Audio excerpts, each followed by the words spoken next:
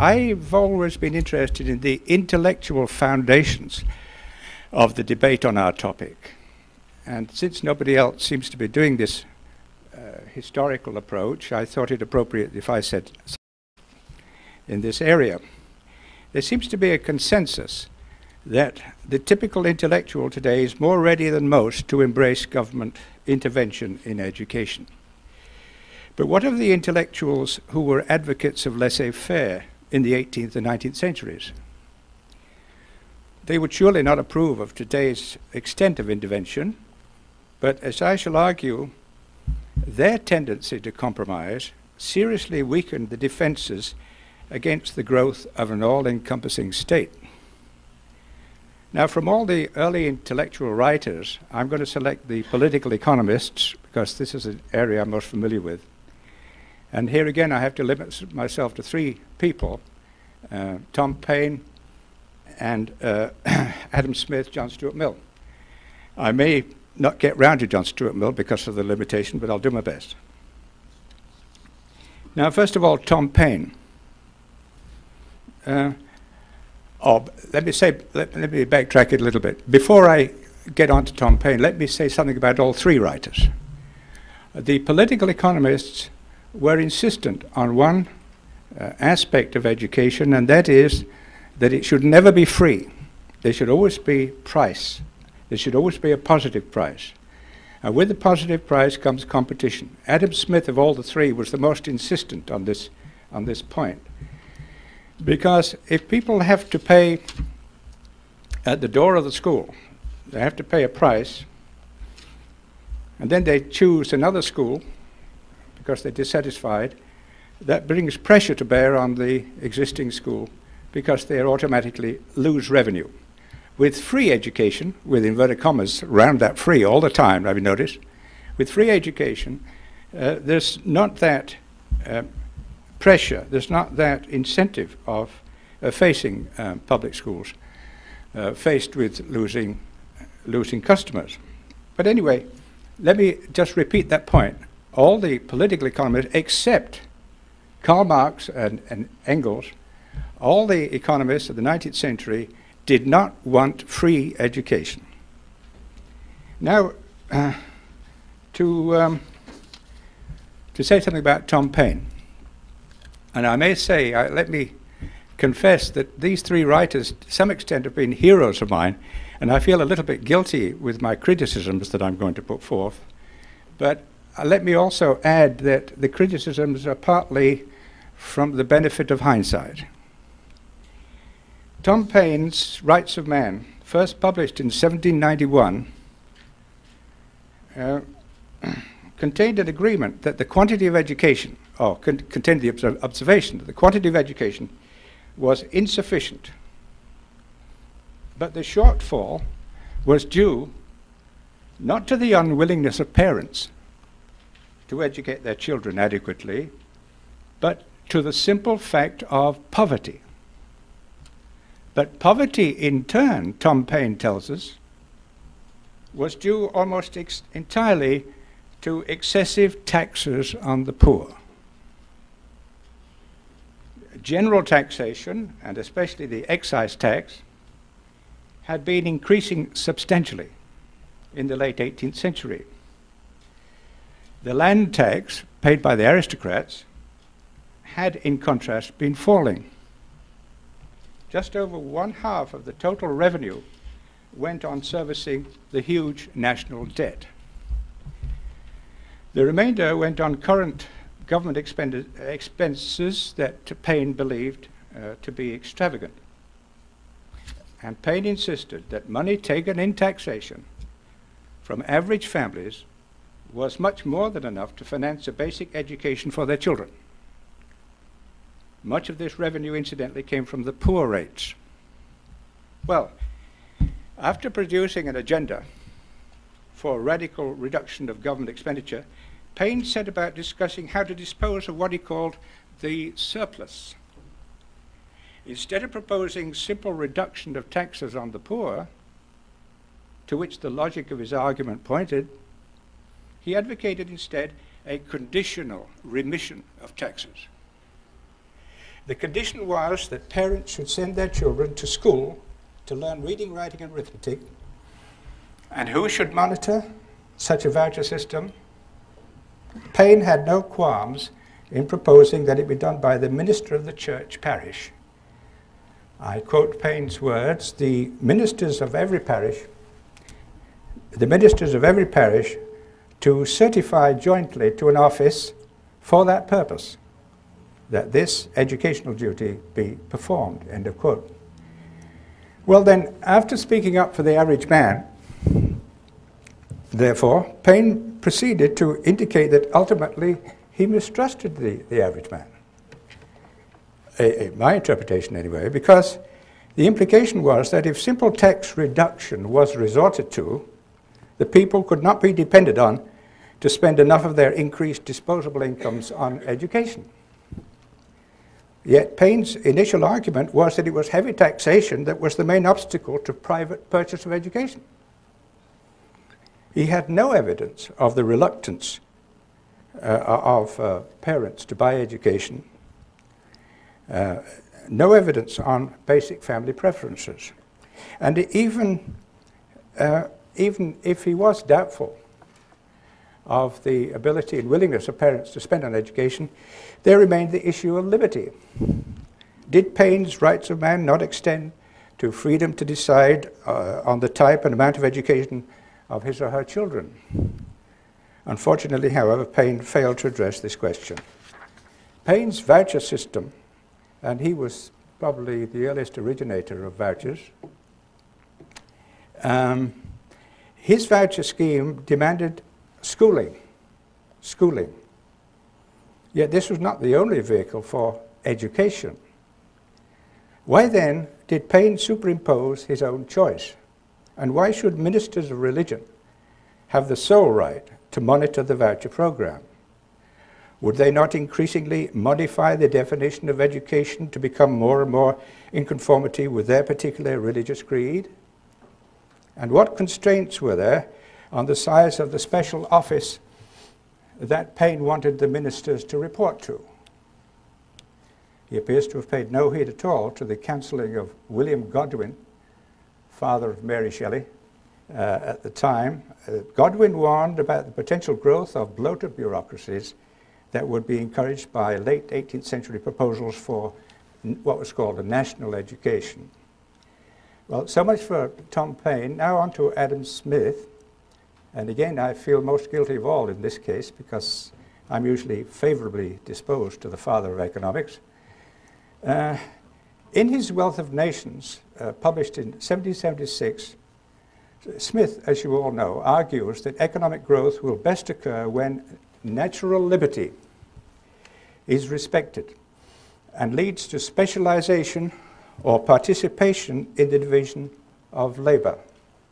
But when the division of labor reaches its fullest development, Smith tells us in the 5th book of the Wealth of Nations, when the division of labor is in its fullest flowering in the long run, the worker, and I quote Adam Smith's words, the worker becomes as stupid and ignorant as it is possible for a human creature to become, end of quote.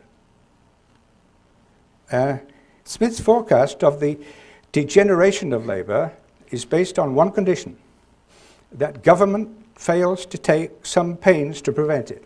That's his words, fails to take some pains to prevent it. The main task of government, Smith argued, was to secure the education of the common people. But since Adam Smith explains that government in his own country, Scotland, had for a long time actually taken the necessary pains, the implication is that the road to cultural destruction in Scotland in the 18th century was closed, firmly closed, at least in Scotland. In England was something else. So just like Tom Paine, Adam Smith revealed his mistrust of ordinary people when it comes to their duties to educate their children. But then if you read further, it becomes more complicated and a bit confused.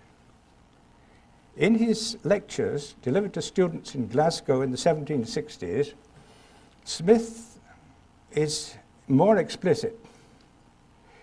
Once his market economy fully establishes the division of labour, and I quote him again, the minds of men are contracted and rendered incapable of elevation.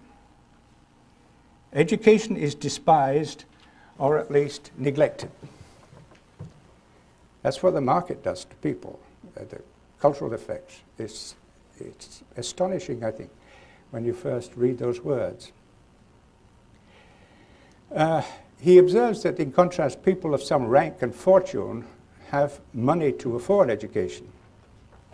And Smith declares, it is otherwise with the common people. They have little time to spare for education. Their parents can scarce afford to maintain them even in infancy. Well, consider this point. If it's poverty, and if parents can't afford the education, then how can you, Mr. Smith, tell us they don't want education? How can you tell us they despise education? You can't have it both ways. If they can't afford the education, they're not having it. But if the main reason for not having it is money, then that's it. You can't say it's their preferences. You can't say that they despise education. My three writers make this kind of error. But I say that Smith is a bit confused beyond this.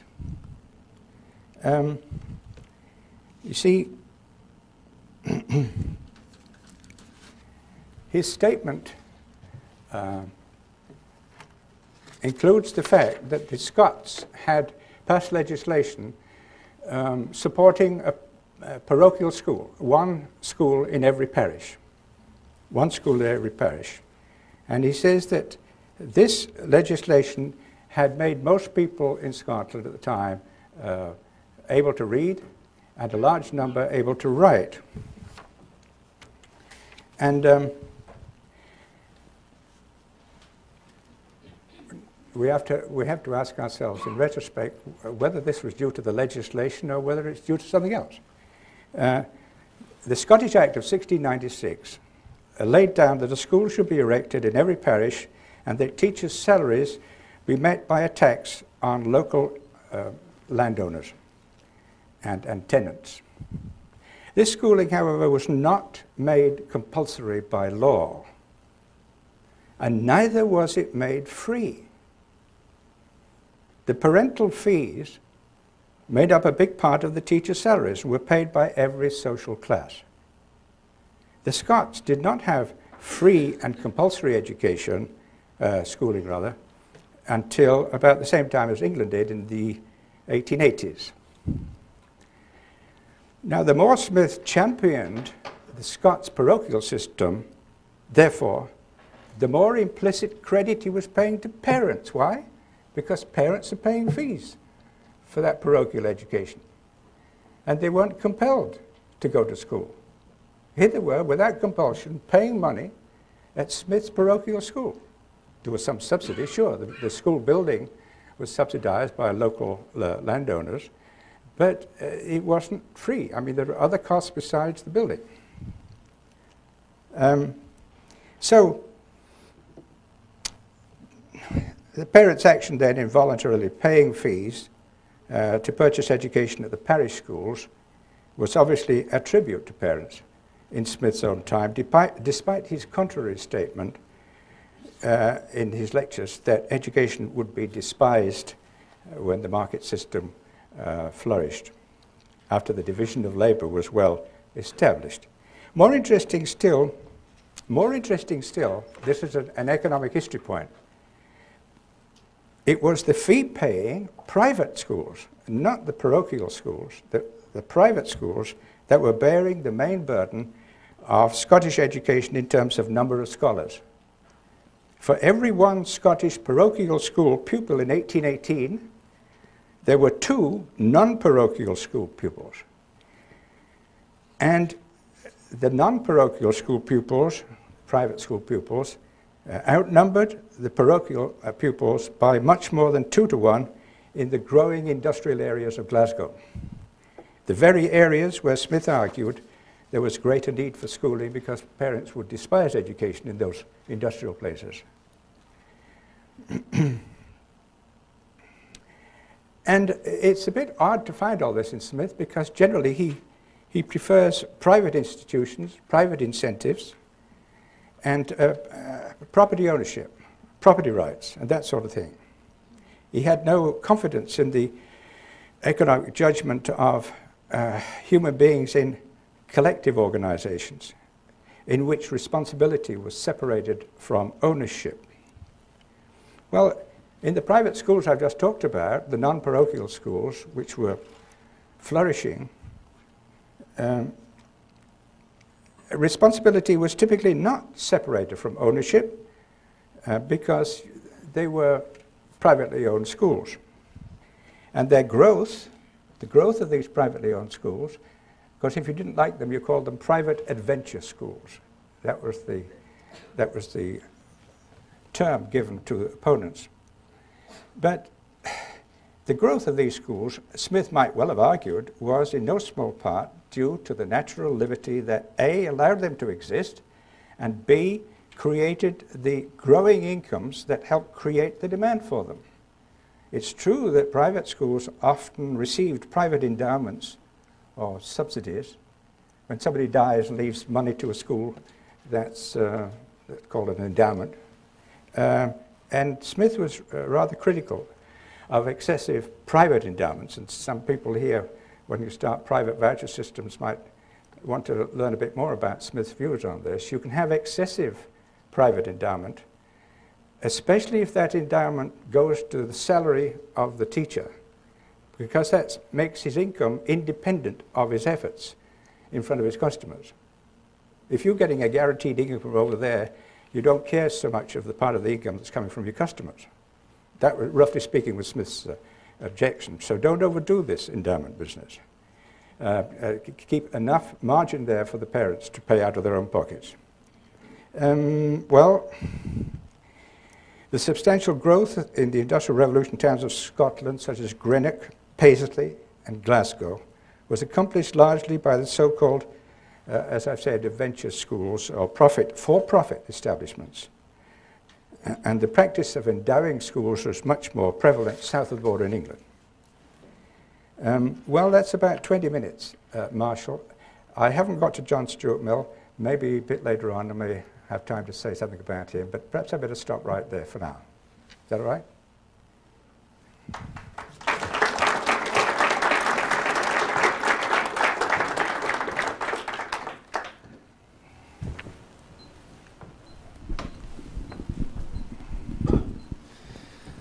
Thank you, Dr. West. When I discovered the libertarian philosophy many years ago, Dr. West's work was one of the most influential works that caused me to start thinking about separating school and state. It's quite an honor to be here commenting on a talk by him. I'd like to make just a short comment about comparing the compromisers of the 18th and 19th century and the compromisers of today. You know, Smith was one of the first ones, Adam Smith and Mill and Paine and Ricardo were one of the first ones to develop this idea of human liberty. For many centuries, freedom was described as simply the absence of physical restraint. If you were not held, if you were not in jail, you were considered free.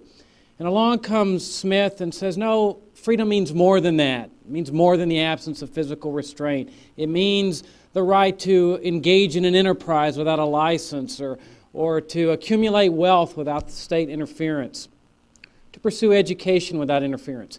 But I think it's important to recognize that these early thinkers were looking through a glass very darkly when it comes to developing what this idea of freedom is. They were among the first discoverers, if you will.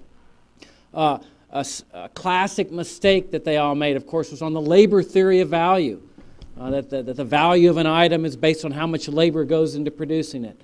Well, it depends on people 100 years later, Menger or Valra, to say, look, the value of an item is not based on how much labor goes into producing it, it's based on how the person perceives it. And the point is that sometimes it takes later thinkers to improve upon the thinkers that first came up with the idea, that first began developing the idea.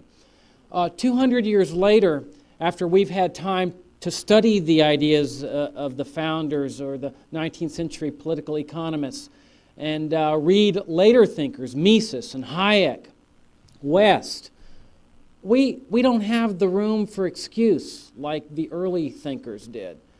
So that when today people advocate the compromises, the vouchers, the charter schools, what is the excuse for that? Clearly, the voucher people fall into two camps. Those that truly believe in vouchers as an end, which means that they do say that the state has a role in education, or they say, I cannot let people know my true feelings about abolishing public schooling totally, getting the state totally out of education, because people won't take me seriously. I won't be credible. Well, how much respect can you give to that person? A person that violates all standards of integrity, all standards of principle, in order to be popular, to be accepted. And I think it's up to us that have broken through, who have reached a higher level of awareness, a higher level of consciousness, to stick with principle. That the state has absolutely no role in education whatsoever. That compulsory attendance laws can be repealed, school taxes can be repealed, and all state involvement in education can be removed. Throughout history, people have responded in monumental ways to ideas and to ideals and to principles. And I think it's up to us to improve on these thinkers that we're looking through a glass darkly and carry humanity up to the highest levels of educational freedom that we've ever seen. Thank you very much.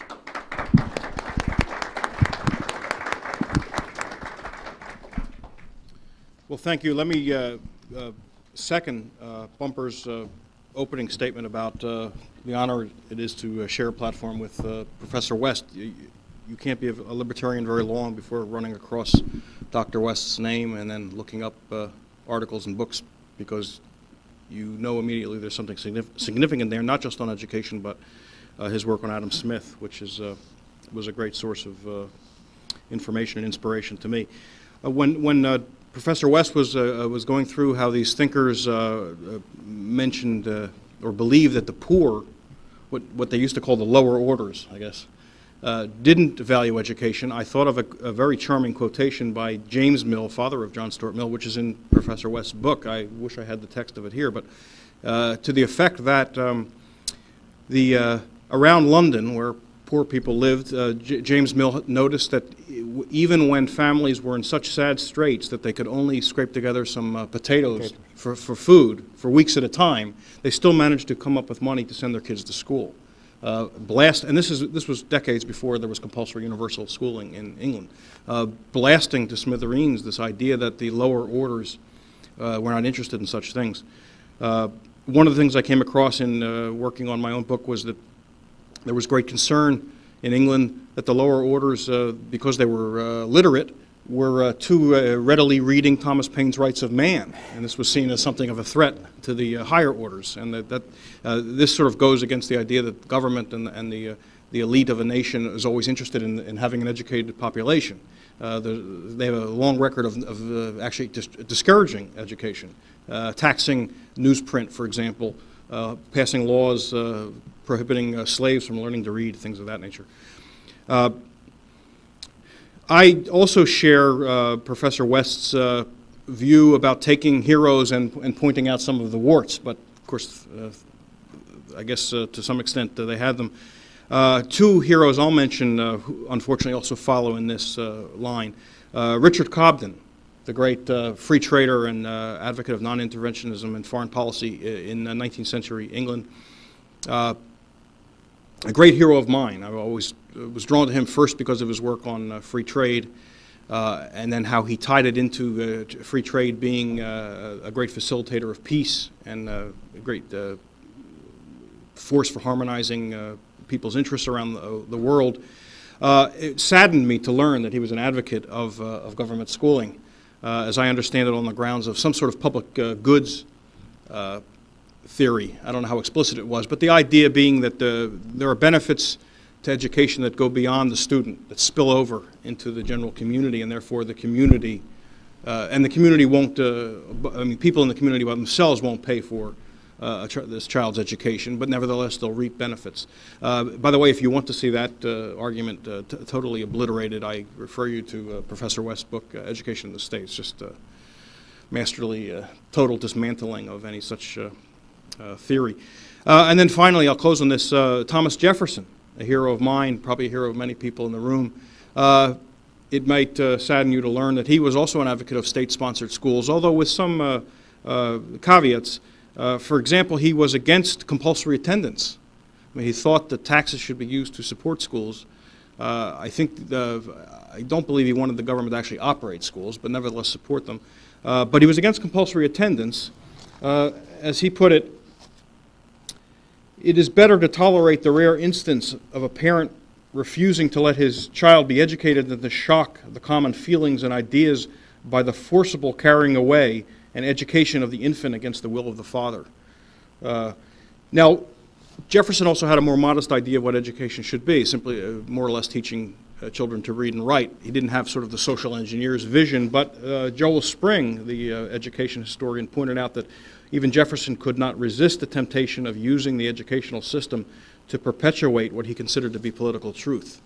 Very often when I do interviews, radio interviews about this, people will say, well, can you name a country where there is a separation of school and state? And I said, it would be very surprising to find one. I mean, what politician could resist gaining hold of such a sensitive function in a society and using it to shape the young? I mean, you know, the idea is almost unthinkable that a politician could possibly resist that. So it's not surprising we don't find this, which means we have a lot of work to do if we're ever to bring this about. I think I will end on that note. John Stuart Mill, I know Professor West will probably have a chance to say something about it. He's a very strange bird on this and many other issues. He's never been one of my great heroes. I do like the line in his the nice little book, partly at least nice, on liberty, where he said, he who knows only his own side of a case doesn't know it very well. And I think that's something we should keep in mind, if I can make a strategic point here, that it would do us all very well to be reading the other side and knowing how they defend state education so we can be that much better in refuting them.